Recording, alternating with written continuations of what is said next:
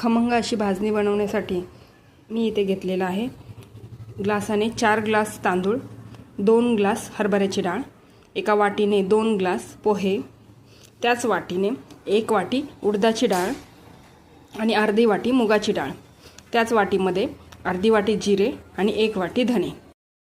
या साहित्यामध्ये आपल्याला 2 किलो भाजणी तयार होते।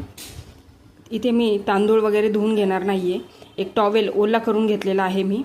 त्या टॉवेलने सर्व धान्य पुसून घेणार आहे। टॉवेल इतका ओला घ्यायचा की त्यात पिळल्यानंतर पाणी नाही आलं पाहिजे, पण धान्यावरची पूर्ण पावडर व्यवस्थित पुसून गेली पाहिजे। अशा प्रमाणे सर्व मी धान्य पुसून घेतलेलं आहे। आता हे सर्व धान्य तयार आहे। आता भाजण्यासाठी सुरुवात करूया। सगळ्यात पहिले मी तांदूळ भाजून घेते। सुरुवातीचे 2 मिनिटं मोठा गॅस ठेवूनच मी तांदूळ भाजून घेते आणि त्यानंतर कमी गॅस छान सोनेरी रंग येईपर्यंत हे तांदूळ भाजून घेणार आहेत।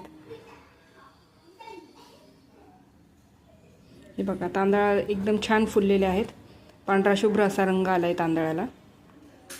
तुम्हाला किती लालसर हवं त्या प्रमाणात तुम्ही तांदूळ भाजून घेऊ शकतात।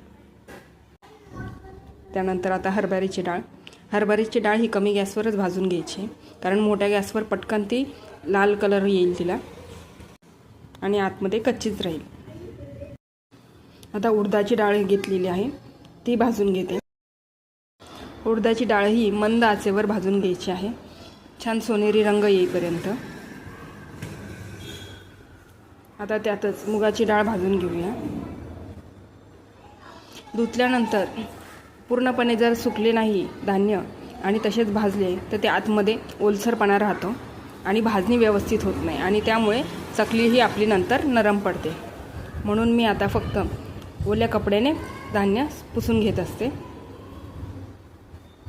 आणि या प्रमाणात भाजणी जर केली तर चकली ही एकदम उत्तम, खुसखुशीत आणि शिवाय खमंग अशी लागते। धणे आणि जिरेही कमी गॅसवर चांगले भाजून घेऊयात। आपली भाजणी तयार आहे। धान्य सर्व एकदम थंड होऊन द्यायचे आणि त्यानंतर ते दळून घ्यायचे। व्हिडिओ पूर्ण बघितल्याबद्दल धन्यवाद आणि अजूनही चॅनलला सबस्क्राईब केलं नसेल तर नक्की करा।